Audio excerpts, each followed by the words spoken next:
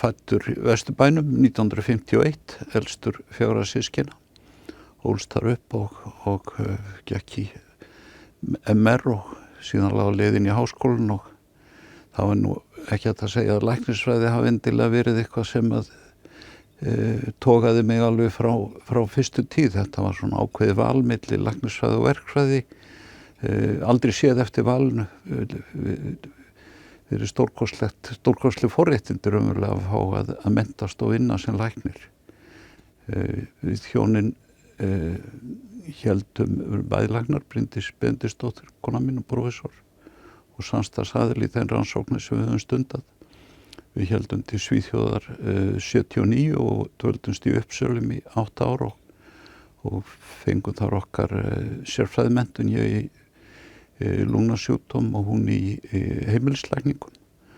Ég var nú búin að vera þar í 3-4 ár á þessum háskólasjúkrahúsi þar sem var mjög haldið að manni vísindarannsóknum en neitaði því alveg statt og stöðugt, sagðist ekki að var nokkurn áhuga slíku og það var einfaldlega þannig að þetta sem var verið að ræða og var í boði, mér þótti það bara ekki spennandi og síðan var það alveg fullt starf að læra að verða læknir, læra að greina og meðhöndla sjúkdóma en það ekki fyrir 84, þá ég raunverulega orðinn sérfræðingur sem að ég fer að rekast á einstaklinga sem með það ástand sem við köllum kæfisvefn að mér fannst þetta vera heillandi og mér fannst svefnin heillandi og það sköpuðust tækifæri í Uppsölum til þess að ég átti 3 ár gat ég tileinka tíma minn eiginlega alfarið rannsóknum sem varðar svefn og öndun og skrifaði þar doktorsritgerð kæfisvefn og algengi hans og það var nokkuð sama hvað við rannsökuðum, þetta hafði aldrei verið gert áður og stofnaði þarna til samstarfs og þátta sem að gengu mjög vel og við fengum góðar undirtektir, birtum vel, fengum góða styrki.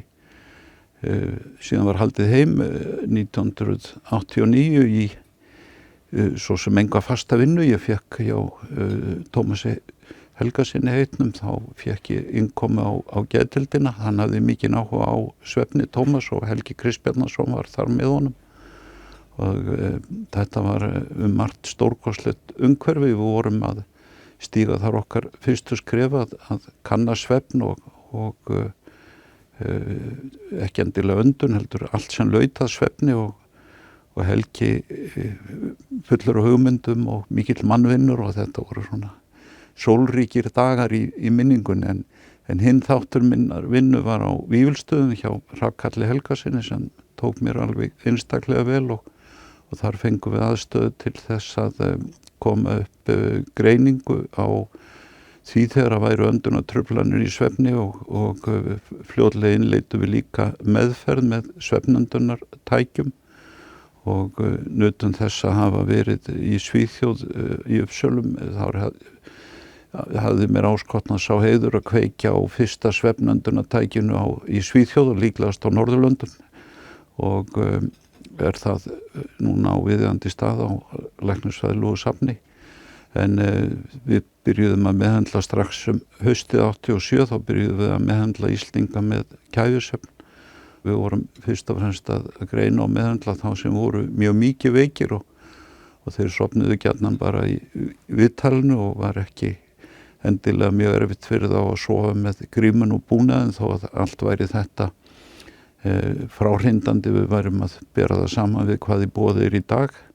Við heimkominu 1987 þótti kæfisvefn vera, það eru fæstir sem hefði heyrt á það minnst að það væri til einhver sjúkdómsástand þar sem menn væri að hrjóta og hætta að anda og bylta sér og svitna og vakna þreyttir og sofna sífellt yfir daginn. Og tali ég vil það fátítt að ég geti seint haft að því atvinnu að greina og meðhöndla slíkt. Þetta væri mistök lífsmíns að hafa lagt þetta fyrir mig. En fljótlega kom nú annað í ljós og við höfum í dag greint líklega 12.000 manns sem eru með greindan kæfisvefn á Íslandi í heildina á þessum 30 árum. og þar að vera 8.000 núna sem eru á meðferð vegna kæfisvefns með svefnöndunartæki. Aðrir hafa haft bitkoma en aðrir hafa farið í skurðagerðir, öðrum hefur tekist að létta sig, einstaka hefur ekki gagnast sú meðferð sem í boði. Þetta stór hópur en þær faraldsfræði rannsóknir sem við höfum gert benda til þess að líklega höfum við bara greint 1 af 3, 2 af 3 eru ennþá ógreindir. En við erum að vona að þessar öndunartruflanir skilji eftir slík ummerki í boðefnum í blóði að það megi jafnvel með mjög einföldum greiningaprófum á hugsanlega munnvatnsprófum eða einföldum blóðprófum átta sig á því hvort að sé til staðar til dæmis auknar líkur á því að sofna veruleg dagsyfja, hvort að sé til staðar álag á hjarta- og æðakerfið og merki súrefnisskort. Þær væntingar sem við höfum til þessara rannsókna ef það gengur eftir, að þá greining og meðferð komin á allt annan stað heldur en við erum með í dag og orðin miklu einfaldari. Ég hafði náð því í Svíþjóð að stunda mjög öfluga rannsóknir varðandi bæði svefn og einnig komið lítillega að lungnasjúkdóm en þegar heim var komið þá höfðum við svo mikið frjálsar hendur á geðdeildinni og hjá Tómasi og einnig á Vífilsstöð. Það var einhvern veginn, þó væri mikið að gera og langi vinnudag og það var samt alltaf tími. En fjármagn var í sjálfu sér ekki neitt hér heima. En svo opnaði sá möguleiki að taka þátt í evrópskri rannsókn varðandi lungu og heilsu sem að þá var að fara af stað og tók til allra Evrópulanda, auk Bandaríkjanna og Nýja-Sjálands og Ástralíu. Og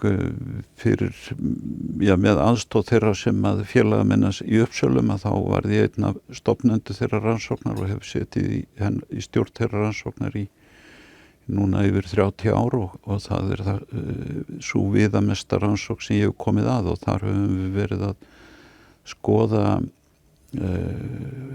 heilsufar með tillit til lungna fyrst og fremst.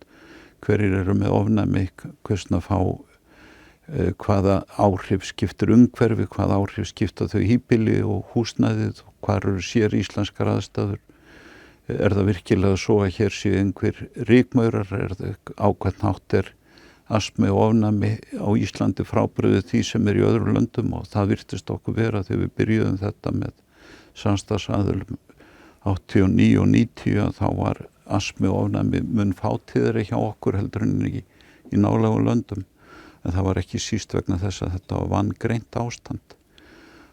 Þessi rannsókn Evrópukönnu lungu og heilsa hefur verið endurtekin á 10 ára fresti og það vill svo skemmtilega til að þegar ég sitt hérna núna að þá erum við akkúrat að fara af stað með 2000 bréf í útsendingu til upphaflega rannsóknarhópsins sem á sínu tíma var á aldrinum 20 til 44 ára en núna 30 árum eldri.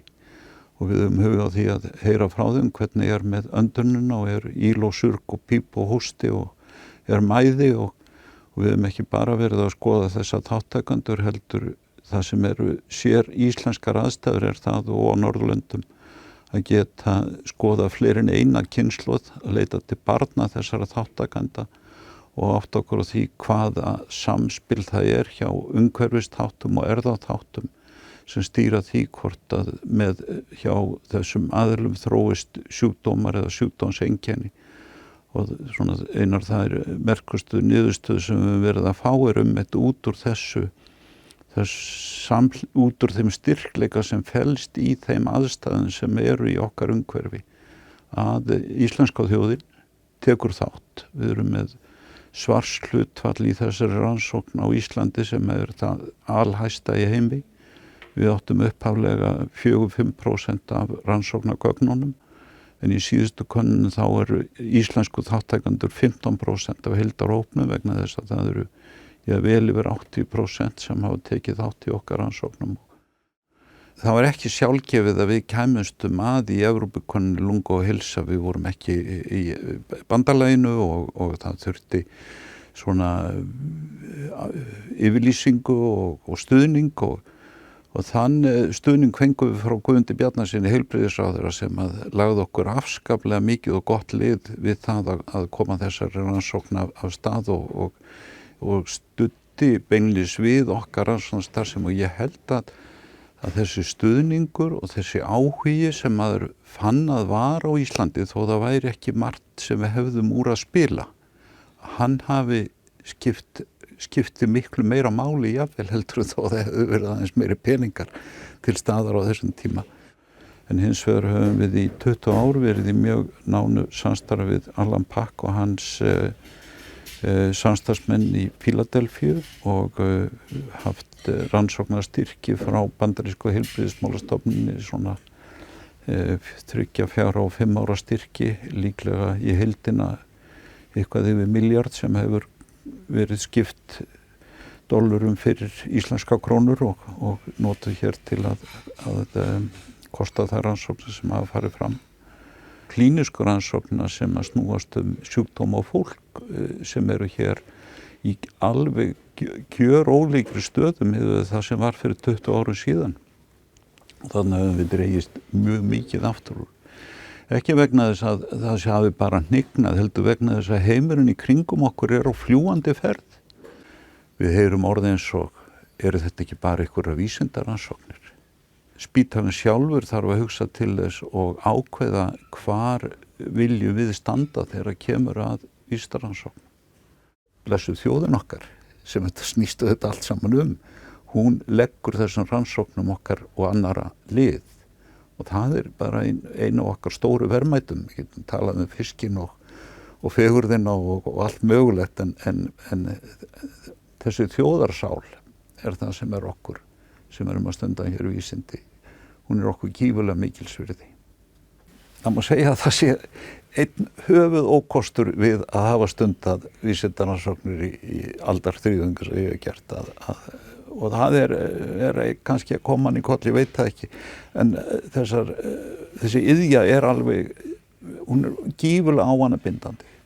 Ávanabindandi á ég við að það erfitt að hætta og það sérstaklega erfitt að hætta eins og núna þegar það eru svona mikil tækifæri eins og ég nefndi áðan og hér held ég að við gætum við gert stór átak hjá okkur að fara inn í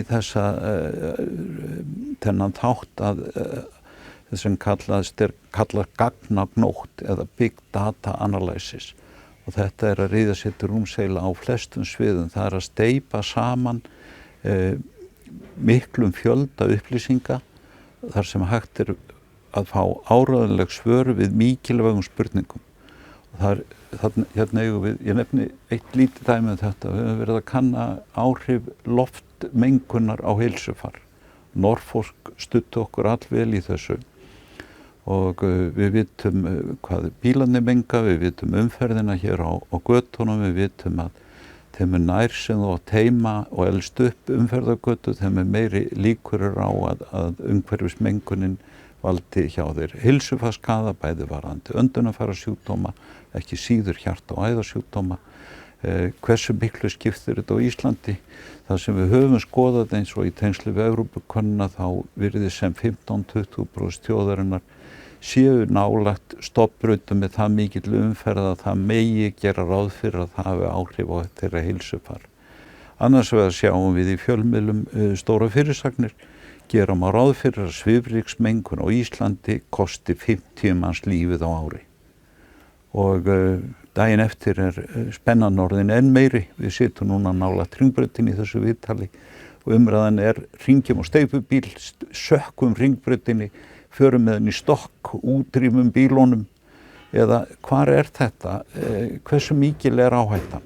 Við byggjum umræðan ekki á ég trúi, ég held, mér finnst, heldur ég veit vegna þess að við höfum haft aðstöðu til að skoða það.